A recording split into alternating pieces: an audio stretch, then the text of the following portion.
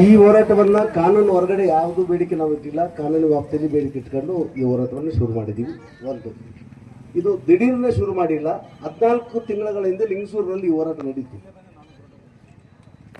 Lingasuru A C office ಮುಂದೆ ಈ ಹೋರಾಟ ನಡೆದಾಗ ಆಕ್ಚುಲಿ ತಹಶೀಲ್ದಾರರು, ಸಹಾಯಕ ಆಯುಕ್ತರು, ಫಾರೆಸ್ಟ್ ಅವರು, ಸಂಬಂಧಪಟ್ಟವರೆಲ್ಲ ಬಂದು ಮಾತುಕತೆ ಮಾಡುವುದು, ಅದನ್ನು ಈ ರೀತಿ ಬಗೆಹರಿಸಬೇಕಂತ ಹೇಳಿದರು. ಅದು ಯಾವುದು ಕಾರ್ಯರೂಪಕ್ಕೆ ಬರಲೇ ಇಲ್ಲ. ಆಮೇಲೆ ನಾನೇ ಪರ್ಸನಲ್ ಆಗಿ ಒಂದು ಸರಾಸರಿ 7 ಬಾರಿ ತಹಸೀಲ್ ಆಫೀಸಿಗೆ ಹೋಗಿದ್ದೀನಿ. 4 ರಿಂದ 5 ಬಾರಿ ಅಸಿಸ್ಟೆಂಟ್ ಕಮಿಷನರ್ ಲಿಂಗಸೂರು ಅವ್ರನ್ನ ಕಂಡು ಮಾತಾಡಿದ್ವಿ. ಫಾರೆಸ್ಟ್ ಆಫೀಸಿಗೆ 4 ಬಾರಿ ನಾನು ಹೋಗಿದ್ದೀನಿ.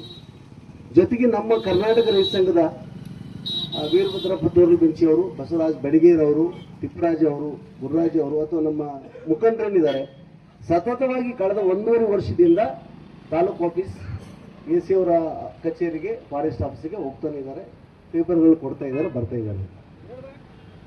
ಕೊನೆಗೆ ಏನು ಕೆಲಸ ಆಗಲಿಲ್ಲ.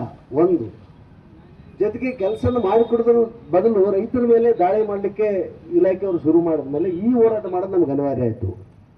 ಈ ಹೋರಾಟ ಶುರು ಮಾಡಬೇಕಾದ್ರೂ ಕೂಡ ನಾವು ಆಕ್ಚುಲಿ ಡಿಸೆಂಬರ್ 22ನೇ ತಾರೀಕು ನೋಟಿಸನ್ನು ಅಡ್ವಾನ್ಸ್ ಕೊಟ್ಟಿದ್ವಿ ತಹಶೀಲ್ದಾರ್ಗೆ, ಅಸಿಸ್ಟೆಂಟ್ ಕಮಿಷನರ್, ಕನ್ಸರ್ನ್ ಪೊಲೀಸ್ ಸ್ಟೇಷನ್ಗೆ. ಇದು ನಿಮ್ಮ ಫಾರೆಸ್ಟ್ ಅವ್ರಿಗೆ ಕೂಡ ನಿಮ್ಮ ವ್ಯಾಪ್ತಿಯಲ್ಲಿ ಇವು ಬರ್ತವೆ, ಬೇಡಿಕೆ ಹಿಂಗಿವೆ, ಅನಿವಾರ್ಯವಾಗಿ ನಾವು ಗುರುಗುಂಡ ಮೇಲೆ ಹೋರಾಟಕ್ಕೆ ಹೋಗ್ತೀವಿ. ಅದಕ್ಕಿಂತ ಮುಂಚೆ ನಿಮ್ಗೆ ಟೈಮ್ ಕೊಡ್ತೀವಿ, ಸಮಾಲೋಚನೆ ಮಾಡಿ ಪರಿಹಾರ ಹುಡುಕ್ರಿ ಅಂತ ಹೇಳ್ಬಿಟ್ಟು ಕೊಟ್ಟು ಬಂದರೆ ಒಂದೇ ಒಂದು ಆಫೀಸ್ಲಿಂದ ರೆಸ್ಪಾನ್ಸ್ ಬಂದಿಲ್ಲ ಇದುವರೆಗೆ ಅಂತ. ಮೇನ್ಲಿ ವೇರ್ ಎಕ್ಸ್ಪೆಕ್ಟಿಂಗ್ ರೆಸ್ಪಾನ್ಸ್ ಬಂದ ತಹಶೀಲ್ ಆಫೀಸ್, ತಹಶೀಲ್ದಾರ್ರಿಂದ, ಅಸಿಸ್ಟೆಂಟ್ ಕಮಿಷನರ್ಲಿಂದ, ಫಾರೆಸ್ಟ್ ಅವ್ರಲಿಂದ ಮುಖ್ಯವಾಗಿ ಇದು ಬರಬೇಕಾಗಿತ್ತು. ಪೊಲೀಸ್ನವ್ರು ಏನಿದ್ರು ಸೈಡ್ ಆ್ಯಕ್ಟರ್ ಇದ್ದಂಗೆ, ಇಲ್ಲಿ ಸೈಡ್ ಆ್ಯಕ್ಟರ್ ಅಂದ್ರೆ ಆ್ಯಕ್ಚುಲಿ ಓನ್ಲಿ ಸೆಕ್ಯೂರಿಟಿ ಪರ್ಪಸ್ ಇದ್ದಂಗೆ. ಹಿಂಗಿರೋದ್ರಿಂದ ಇವರಿಂದ ಬಂದಿಲ್ಲ. ಜೊತೆಗೆ ಇಲ್ಲಿ ಕೀ ರೋಲ್ ಇರೋದು, ಮುಖ್ಯ ಪಾತ್ರ ಇರೋದು ಭೂಮಿ ಇಶ್ಯೂ ಅಲ್ಲಿ, ಮೇನ್ ಈ ಸರ್ಕಾರಿ ಭೂಮಿ ಅಕ್ರಮ ಸಕ್ರಮ ಇಶ್ಯೂ ಅಲ್ಲಿ ತಾಲೂಕಿನ ಶಾಸಕರದು, ಸನ್ಮಾನ್ಯ ಮಾನಪ್ಪಜ್ಜಲ್ ಅವರು ಶಾಸಕರಿದ್ದಾರೆ. ಅವರು ಆಕ್ಚುಲಿ ಅಕ್ರಮ ಸಕ್ರಮ ಕಮಿಟಿ ಅಧ್ಯಕ್ಷರು. ಅವ್ರ ಗಮನಕ್ಕೆ ತಂದಿಲ್ಲ ಅನ್ಬೇಡಿ ನೀವು. 14 ತಿಂಗಳಿಂದ ಹೋರಾಟ ಮಾಡಿದಾಗಲೂ ಕೂಡ ಪತ್ರವನ್ನು ಅವ್ರು ಕೊಟ್ಟು ಕಳಿಸಿ, ಯಾಕಂದ್ರೆ ಅವ್ರು ಬರೋದಿಲ್ಲ, ಬಂದಿಲ್ಲ. ಅಲ್ಲಿ ಕೂಡ ನೋಡ್ರೆ ಕೂತ್ಕೊಂಡೆ ಬಂದಿಲ್ಲ. ಆಗ ನೋಡಿದ್ರೆ ಯಾರಿಂದ ಸರಿಯಾಗಿ ಸ್ಪಂದನೆ ಸಿಕ್ಕಿಲ್ಲ, ರೈತರನ್ನು ಬಿಟ್ರೆ ಅಂತ. ಈ ಎಲ್ಲ ಮಾಹಿತಿ ಕೂಡ ಅವ್ರಿಗಿದೆ ಅಂತ ಸ್ವತಃ ಅಫಿಷಿಯಲಿ ಅವರು ಆ ಕಮಿಟಿ ಅಧ್ಯಕ್ಷರಾಗಿದ್ದರಿಂದ ಏನು ಮಿನಿಟ್ಸ್ ಆಗುತ್ತೆ ಇಲ್ಲಿ ಅಕ್ರಮ ಸಕ್ರಮಕ್ಕೆ ಸಂಬಂಧಪಟ್ಟಂಗೆ ಅನ್ನೋದು ಎಲ್ಲ ಮಾಹಿತಿ ಅವರಿಗೆ ರವಾನೆ ಆಗುತ್ತೆ. ಸೊ ಅವರು ಕೂಡ ಸ್ಪಂದನೆ ಬರ್ತಾ ಹೋಗಿದ್ದರಿಂದ ನಾವು ಮೊನ್ನೆಯಿಂದ ಈ ಹೋರಾಟವನ್ನು ಶುರು ಮಾಡಿದ್ವಿ. ಈಗ 2 ವಿಷಯನ ನಾನು ಎಲ್ಲರ ಗಮನಕ್ಕೆ ತರಲಿಕ್ಕೆ ಬಯಸ್ತೀನಿ ಅಂತ. ಭಾಷಣ ಮಾಡೋಂಗಿಲ್ಲ, ವಿಷಯನ ಗಮನ ತರೋದು ನೇರವಾಗಿ ಅಂತ. ಮೊದಲನೇದಾಗಿ ಸರ್ಕಾರ ಅಕ್ರಮ ಅಧಿಭೋಗದಾರಿಕೆಯನ್ನು ಕಾಯಂಗೊಳಿಸಲಿಕ್ಕೆ ಕರ್ನಾಟಕ ರಾಜ್ಯ ಸರ್ಕಾರ ಅಂದ್ರೆ ನಿಮ್ಮ ಸರ್ಕಾರ, ಹುಲಿಗೇರಿಯವರ ಕಾಂಗ್ರೆಸ್ ಸರ್ಕಾರ, ಸೊ ಅಧಿಸೂಚನೆಯನ್ನು ಹೊರಡಿಸಿ ಕಮಿಟಿ ಮಾಡಿದಾಗಿದೆ. 1.5 ವರ್ಷ ಆಗಿದೆ ಕಮಿಟಿ ಮಾಡಿದೆ. ನಿಮ್ಮ ಕಡೆಯಿಂದ ಆಕ್ಚುಲಿ ಮತ್ತೆ ನಿಮ್ಮ ಏನು ಕಮಿಟಿ ಸದಸ್ಯರನ್ನು ಕೂಡ ಚುನಾಯಿಸಿಕೊಟ್ಟಿದ್ದೀರಿ ಕಮಿಟಿಯಲ್ಲಿ. ಈಗ ಕಮಿಟಿ ಮೆಂಬರ್ಸ್ ಎಲ್ಲ ಕಾಂಗ್ರೆಸ್ನವರು, ಅಧ್ಯಕ್ಷರು ಶಾಸಕರು. ಸಾಮಾನ್ಯವಾಗಿ ಶಾಸಕರು ಇರ್ತಾರೆ, ಇಡೀ ರಾಜ್ಯದಲ್ಲಿ ಶಾಸಕರ ಅಧ್ಯಕ್ಷರಾಗುತ್ತಾರೆ. 1.5 ವರ್ಷದಲ್ಲಿ 1 ಮೀಟಿಂಗ್ ಮಾಡಿದ್ದಾರೆ ಅವರು, ಒಂದೇ ಮೀಟಿಂಗ್ ಅಂತ.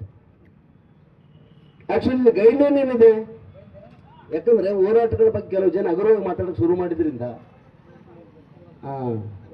ಆಕ್ಚುಲಿ ನಿಮ್ಗಂತೂ ಗೊತ್ತಿರ್ತದೆ, ಇಂದ ಕಮಿಟಿ ನೀವು ಆಗಿರ್ತೀರಿ.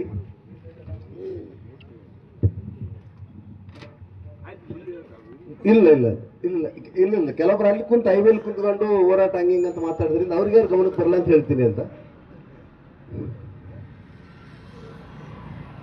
ಪ್ರತಿ ವಾರಕ್ಕೊಂದು ಬಾರಿ ಅಕ್ರಮ ಸಕ್ರಮ ಮೀಟಿಂಗ್ ನಡೆಸ್ಬೇಕು ಅವರು ಅಂತ. ಆದ್ರೆ 1.5 ವರ್ಷದಲ್ಲಿ ಒಂದೇ ಮೀಟಿಂಗ್ ಮಾಡಿದ್ದಾರೆ, ಉಳಿದ ಮೀಟಿಂಗ್ ಮಾಡಿಲ್ಲ. ಓಕೆ, ಒಂದು ವೇಳೆ ಅಧ್ಯಕ್ಷರು ಅವ್ರೇನು ಹೇಳ್ತಾರೆ ಅಂದ್ರೆ ಆಕ್ಚುಲಿ ಅವ್ರಿಗೆ ಅನುಕೂಲ, ನಮ್ಗೆ ಏನಾಗಿದೆ ಅಂತ ಗೊತ್ತಿಲ್ಲ, ಅವ್ರು ಮೀಟಿಂಗ್ ಮಾಡಕ್ ತಯಾರಿಲ್ಲ, ನಮ್ಮ ಸರ್ಕಾರ ಇಲ್ಲ, ನಾವು ಅಪೋಸಿಷನ್ ಪಾರ್ಟಿಯಲ್ಲಿ ಇದೀವಿ, ನಾವು ತಯಾರಿಲ್ಲ ಅನ್ಬೋದು ಅಂತ. ಕಾನೂನು ಏನು ಹೇಳುತ್ತೆ, ಒಂದ್ಸಲ ಅಧ್ಯಕ್ಷ ಆದ್ಮೇಲೆ ಮೀಟಿಂಗ್ನ ಕರಿಬೇಕು, ಆಮೇಲೆ ಮೀಟಿಂಗ್ ನಲ್ಲಿ ಭಾಗವಹಿಸ್ಬೇಕಂತ. ಒಂದ್ ವೇಳೆ ಮೀಟಿಂಗ್ ಕರೆದೇ ಹೋದ್ರೆ, ಭಾಗವಹಿಸ್ತಾ ಹೋದ್ರೆ ತಹಶೀಲ್ದಾರ್ಗೆ ಪವರ್ ಇದಿಲ್ಲ. ಕರ್ನಾಟಕ ಭೂ ಕಂದಾಯ ನಿಯಮಗಳು 1966 ನಿಯಮ 108E(2)(3) ಪ್ರಕಾರ ಅಧ್ಯಕ್ಷ ಮತ್ತು ಅವನ ಅನುಪಸ್ಥಿತಿಯಲ್ಲಿ ತಹಶೀಲ್ದಾರರು ಸಭೆಯನ್ನು ಸಂಯೋಜಿಸತಕ್ಕದ್ದು. ಮತ್ತು ಆ ಸಭೆಯಲ್ಲಿ ಅಧ್ಯಕ್ಷತೆಯನ್ನು ವಹಿಸತಕ್ಕದ್ದು, ಸಮಿತಿ ಕೋರಂ 2 ಅಂದ್ರೆ 2/3 ಆಗಿರತಕ್ಕದ್ದು, ಅದರಲ್ಲಿ ಒಬ್ಬರು ತಹಶೀಲ್ದಾರ್ ಆಗಿರತಕ್ಕದ್ದು ಎಂದು ತಿಳಿಸಲಾಗಿದೆ. ಅಧ್ಯಕ್ಷರಿಗೆ ಬೇಕಾಗಿಲ್ಲ, ಮಾನಪ್ಪ ಜಿಲ್ಲಾವರಿಗೆ ನಮಗೆ ಪಟ್ಟ ಕೊಡೋದು ಬೇಕಾಗಿಲ್ಲ, ಮಾತಾಡ್ತೀನಿ ಅಂತ ಮೀಟಿಂಗ್ ತಯಾರಿಲ್ಲ ಅಂದ್ರೆ ತಹಶೀಲ್ದಾರ್ಗೆ ಆಟೋಮೆಟಿಕ್ ಪವರ್ ಡೆಲಿಗೇಟ್ ಆಗುತ್ತೆ. ಇಲ್ಲಿ ಅದು ತಹಶೀಲ್ದಾರ್ ಅಧ್ಯಕ್ಷತೆಯನ್ನು ವಹಿಸಿ ಮೀಟಿಂಗ್ ನಡೆಸಬೇಕಂತ ಅದೇ. ಆದ್ರೆ ಈ ಸರ್ಕಾರದಲ್ಲಿ ಬಂದಂತ 2 ಅಧಿಕಾರಿಗಳು, ಮೊದಲು ಶಾಲಂ ಸಾಬರು ಸಭೆ ಮಾಡಲಿಲ್ಲ, ಈಗ ಬಂದಿರೋ ಆ ಮೇಡಮ್ ಸಭೆ ಮಾಡ್ತಾ ಇಲ್ಲ, ಸರ್ಕಾರದಿಂದ ಯಾವುದೂ ಸೂಚನೆ ಇಲ್ಲ. ಇದು ಅನಾಹುತ ಆಗಿರೋದು. ಆಕ್ಚುಲಿ ಇದನ್ನ ನಾವು ಖಂಡಿಸ್ತೀವಿ. ಇದೊಂದು ಅಸತ್ಯ ವರ್ತನೆ ಸರ್ಕಾರದಿಂದ ಅಂತ. ಯಾವ ಜನ ಓಟಾಗಿ ಗೆಲ್ಸಿದಾರೋ, ಯಾವ ಜನ 50-60 ವರ್ಷದಿಂದ ಭೂಮಿ ಸಾಗುವಳಿ ಮಾಡ್ತಾರೋ ಅಂಥವ್ರಿಗೆ ಭೂಮಿ ಪಟ್ಟ ಕೊಡೋ ವಿಚಾರದಲ್ಲಿ ಇಷ್ಟೆಲ್ಲ ಸರ್ಕಾರ, ದಿಸ್ ಇಸ್ ಗವರ್ಮೆಂಟ್ ಸರ್ಕ್ಯುಲರ್, ಇದು ಸರ್ಕಾರ ಸುತ್ತೋಲೆ, ಕರ್ನಾಟಕ ಸರ್ಕಾರ ಸುತ್ತೋಲೆ. ಶಾಸಕ ಪಾಲಿಸ್ತಾ ಇಲ್ಲ, ತಹಶೀಲ್ದಾರ್ ಪಾಲಿಸಲೇಬೇಕು, ಎಕ್ಸಿಕ್ಯೂಟಿವ್ ಆಫೀಸರ್ಸ್ ಗಮನ ಇರಲೇಬೇಕು. ನೀವು ಸಂಬಳ ತಗೊಳ್ತೀರಿ, ನಿಮ್ ಕಾರ್ ಬಂಗ್ಲೆ ಕೊಡ್ತೀವಿ, ಮೇಲೆ ಆಕ್ಚುಲಿ ಲಾ ಅಂಡ್ ಆರ್ಡರ್ಗೆ ನಿಮ್ಮ ಕೈಲಿ ಅಧಿಕಾರ ಕೊಡ್ತೀವಿ. ನೀವು ಮೀಟಿಂಗ್ ಕರೀಲಿಲ್ಲ ಅಂದ್ರೆ 1000 ಜನ ರೈತರ ಮೇಲೆ ಹೊಟ್ಟೆ ನೋಡ್ತೀವಿ ಅಂದ್ರೆ ಸಹಿಸ್ಕೊಳ್ಳಿಕ್ಕೆ ಸಾಧ್ಯತೆ ಇಲ್ಲ. ಇದು ಒಂದು. ಎರಡನೇದು ಏನಾಗಿದೆ, ಕರೆದದ್ದು ಒಂದೇ ಮೀಟಿಂಗ್ 900 ಅರ್ಜಿ ಬಂದಿದೆ. ಒಂದು ವೇಳೆ ಕರೆದದ್ದು ಒಂದೇ ಮೀಟಿಂಗು 900 ಅರ್ಜಿ ಬಂದಿದೆ. ಕೇವಲ 5 ಮಂದಿನ ಸೆಲೆಕ್ಟ್ ಮಾಡಿ 895 ಮಂದಿ ಕ್ಯಾನ್ಸಲ್ ಮಾಡ್ತಾ ಇದ್ರು. ಯಾವ ಮಾನದಂಡದ ಮೇಲೆ ಇದಾಗಿದ್ದಲ್ಲಪ್ಪ? ಎಲ್ಲಿ ಕೂಡ ಕರ್ನಾಟಕದಲ್ಲಿ ಎಲ್ಲಿ ಇಷ್ಟೊಂದು ಪ್ರಮಾಣದಲ್ಲಿ ಅರ್ಜಿದಾರ ರಿಜೆಕ್ಟ್ ಆಗಿಲ್ಲ. ಮತ್ತು ಇವರೆಲ್ಲರೂ ಬಹಳ ಯಾವುದನ್ನ ಸರ್ಕಾರ ಆದ್ಯತೆ ಕೊಟ್ಟು ಸ್ಕೀಮ್ ಹೊರಡಿಸ್ತದೋ SC STಗಳೇ ಆಕ್ಚುಲಿ 95-98% ಭೂಮಿ ಇಲ್ಲ. 895 ಅರ್ಜಿ ರಿಜೆಕ್ಟ್ ಆಗಿದೆ. ಆಕ್ಚುಲಿ ರಿಜೆಕ್ಟ್ ಮಾಡ್ಲಿಕ್ಕೆ ಏನೇನು ಮಾನದಂಡಗಳದಲ್ಲ ಅದು ಯಾವುದೂ ಪಾಲನೆ ಮಾಡಿಲ್ಲ. ಸರ್ಕಾರ ಏನು ಸುತ್ತೋಲೆ ಹೊರಡಿಸಿದೆ, ರಿಜೆಕ್ಟ್ ಮಾಡಬೇಕಾದ್ರೆ ಏನೇನಿದ್ರು ರಿಜೆಕ್ಟ್ ಆಗುತ್ತೆ, ಯಾವ ಆಹಾರ ತಿಂದ್ರೆ ಪಟ್ಟ ಸಿಗುತ್ತೆ ಅಂತ ನಿಯಮ ಅದಲ್ಲ, ಅದನ್ನ ಯಾವುದೂ ಮಾಡಿಲ್ಲ. ಎಲ್ಲರ ಮುಂದೆ ಕಾಣ ಅಂತ ತೋರಿಸಿದಾಗ ಅರಣ್ಯ ಇಲಾಖೆ, ಅರಣ್ಯ ಇಲಾಖೆ, ಅರಣ್ಯ ಇಲಾಖೆ, ಅರಣ್ಯ ಇಲಾಖೆ. ಇದು ದೊಡ್ಡ ನ್ಯಾಯ, ಇದು ದೊಡ್ಡ ಚೀಟಿಂಗ್ ಆಕ್ಚುಲಿ. ಆಮೇಲೆ ಇದನ್ನ ಗಮನಿಸಬೇಕಂತ DC ಅವ್ರು ಗಮನಿಸಲೇಬೇಕಲ್ಲ, ಅಷ್ಟೊಂದು ಗಮನಿಸಬೇಕು. ತಹಸೀಲ್ದಾರ್ ಮಾಡಲಿಲ್ಲ ಸಲುವಾಗಿ ನಾವು ಏಷತ್ರ ಹೋಗಿ ಸರ್ ಹಿಂಗಾಗಿದೆ ಸ್ವಲ್ಪ ಗಮನಿಸಿ ಸಭೆ ಕರೆದು ನೋಡಿ ಅಂತ. ಆ ಮನುಷ್ಯ ಮಾತಿಗೆ ಒಳ್ಳೆ ಮನುಷ್ಯ ಎಲ್ಲರಂಗಿಲ್ಲ, ಬಟ್ ಕೆಲಸ ಏನೇನಿಲ್ಲ. ಲಿಂಗಸೂರು ಬಂದರೆ ನಿಮ್ಗೆ ಗೊತ್ತಿಲ್ಲ, ಅಥವಾ ನಾಳೆಗೆ ಬರ್ಬೋದು ಬಂದು.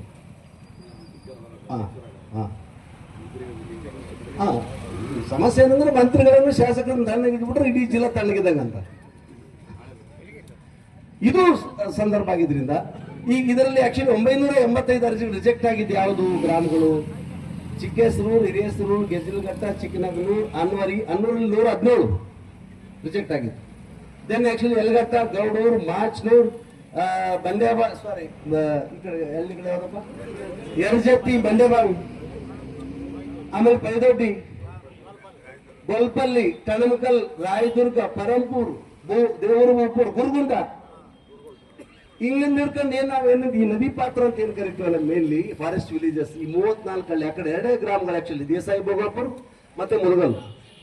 ದೇಸಾಯಿ ಭೋಗಾಪುರ್, ಮುರುಗಲ್ ಬಿಟ್ಟರೆ ಆಕ್ಚುಲಿ 32 ಗ್ರಾಮಗಳು, ಈ 3 ಪಂಚಾಯತಿಗಳು, ಐದೊಡ್ಡಿ ಪಂಚಾಯತಿ, ಆಮೇಲೆ ನಮ್ಮ ಗೌಡೂರು ಪಂಚಾಯತಿ, ಗುರುಗುಂಟ ಪಂಚಾಯತಿ, ಆಮೇಲೆ ದೇವರಮಪುರ ಮತ್ತೆ ಗುಂದುಗುಳ ಪಂಚಾಯತಿ. ಆಕ್ಚುಲಿ ಇವೆಲ್ಲನೂ ಹಳೆ ಬ್ರಿಟಿಷ್ ನೋಟಿಫಿಕೇಶನ್ ಪ್ರಕಾರ ಫಾರೆಸ್ಟ್ ವಿಲೇಜ್ಗಳು, ಇವತ್ತು ಫಾರೆಸ್ಟ್ ವಿಲೇಜ್ಗಳಿವೆ. ಇದು ಅನ್ಯಾಯ ಆಗಿದ್ರಿಂದ ಇದಕ್ಕೆ ಏನ್ ಮಾಡ್ಬೇಕಂದ್ರೆ ಒಂದು ಗೊಂದಲ ಮಾಡ್ತಿದ್ದಾರೆ. ಈಗ ನಮ್ಮ ಅಧ್ಯಕ್ಷರು ಗೋವಿಂದ ನಾಯಕರು ಮಾತಾಡಿದ್ರು, ಅದನ್ನು ಮಾತಾಡಿದ್ರು, ಮಾಜಿ ಮೆಂಬರ್ ಕಮಿಟಿಗೆ ಅವ್ರಿಗೆ ಎಕ್ಸ್ಪೀರಿಯನ್ಸ್ ಅದ. ಯಾವ ಲ್ಯಾಂಡ್ ಕೊಡಕ್ ಬರ್ತದೆ ಅದನ್ನು ಸರ್ಕಾರ ಕೊಡ್ತದೆ, ಫಾರೆಸ್ಟ್ ಲ್ಯಾಂಡ್ ಕೊಡಕ್ ಬರಲ್ಲ. ಇದೊಂದು ಮೂಢನಂಬಿಕೆ ಅಂತ ನಾನು ಅಂತೀನಿ. ಇದು ಮೂಢನಂಬಿಕೆ ಅಂತ.